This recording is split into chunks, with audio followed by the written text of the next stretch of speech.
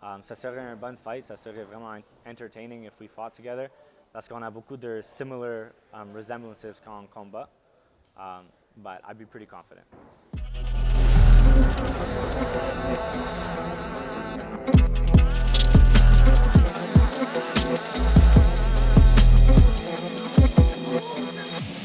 Salut à tous, bienvenue sur l'Arena. On est aujourd'hui avec Scott Rodriguez au JKS Martial Art. Scott va disputer son premier combat pro à Samouraï MMA contre Bachir Labidi à 125 livres. Comment ça va, Scott, et comment se passe ta préparation? Ça va bien, ça passe bien, je suis fort, je traîne fort.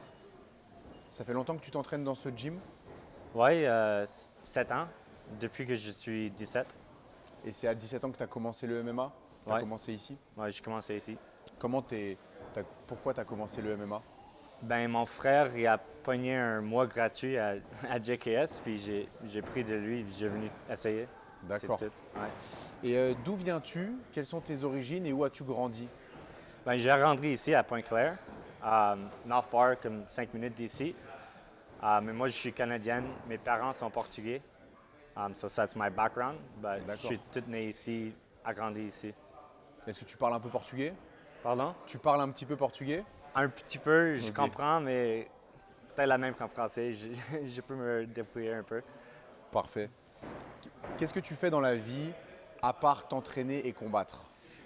Ben, je travaille. I work in sales, and that's pretty much it. Je travaille puis j'entraîne. Parfait. Tu es 5-2 en amateur sur Tapologie. Ouais, Là, ça va être ton premier combat pro. ouais. Comment tu abordes ce passage en pro? Ben, tout en cas, c'est la même chose. J'entraîne pour les combats toujours la plus fort possible. Fait que si j'ai toujours fait la plus fort possible, même si c'est pro amateur, ça change pas. J'entraîne 3-4 fois par journée si je peux. And that's really it. Et souvent, là, une des grosses différences quand on passe d'amateur en pro, c'est qu'on enlève entre autres les chin pads. Ouais. Mais toi, tu as combattu aux États-Unis en amateur et il n'y avait pas de chin pad. Ouais, j'ai déjà fait sans shin pad. Fait que, pas vraiment un corset pour moi.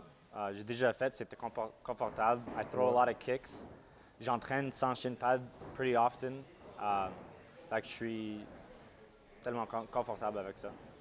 Tu as toujours combattu à 135 livres. Ouais. Et là, tu passes à 125. Pourquoi? Ben, je suis pas un gros 135. Je suis toujours le gars le plus petit dans amateur, dans plusieurs de mes combats. Comme ma dernier combat avec Ethan, j'étais comme vraiment plus petit que lui. Puis c'était juste la norme, mais je voulais pas couper trop de poids parce que je combats comme 4 fois par année. Fait que maintenant, je veux gagner. I want to go out there, I want to be the bigger guy. Je veux gagner tous mes combats. Fait que si je peux avoir un avantage à poids, je vais prendre. Ça va être donc ta première coupe de poids. Est-ce que ça te stresse un petit peu ce processus ou tu le connais déjà? Non, je connais déjà. Fait que I'm not heavy, so c'est juste je diète un peu, j'entraîne beaucoup. Fait que la poids ça baisse chaque journée un peu.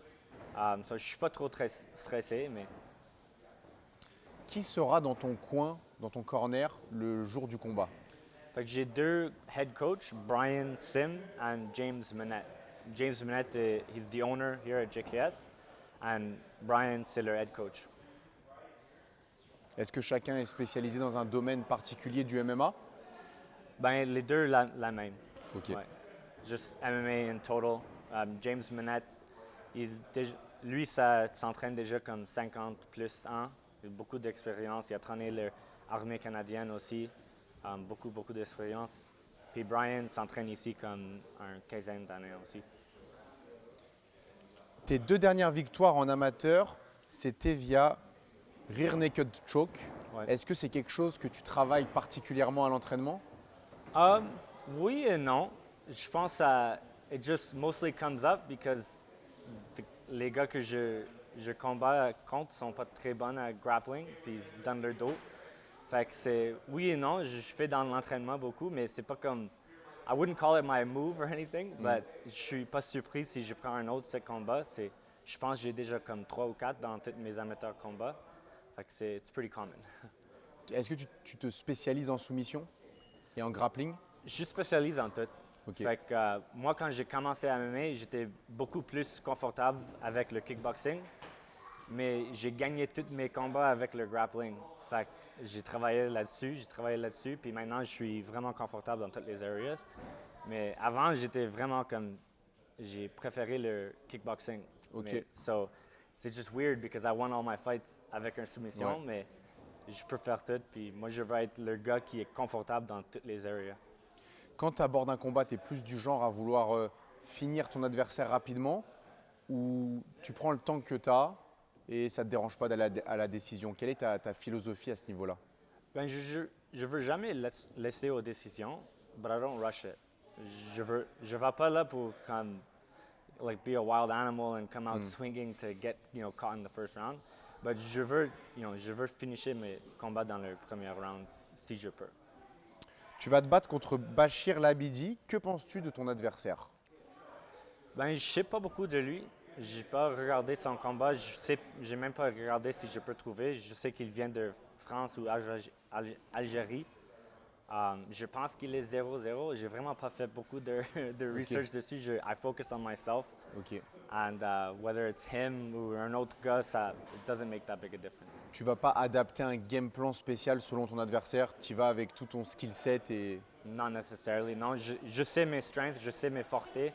Puis je vais sur each combat avec mes fortés in mind and I just try to do the best I can in my positions.